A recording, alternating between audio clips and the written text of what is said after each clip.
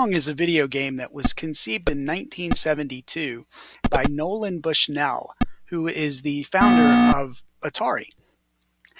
And this is a sample of the original Pong gameplay. You had two paddles and a ball that bounced back and forth, and each player had a little dial that they would rotate to move their paddles up and down. And the goal was, of course, to get the ball past the other player's paddle to score points.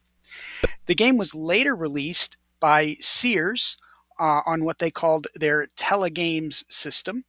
That system went on to be re-released as the Atari 2600. And I have a photograph also of a standalone console Pong video game that would just hook up to your television, similar to the way that the telegame system would.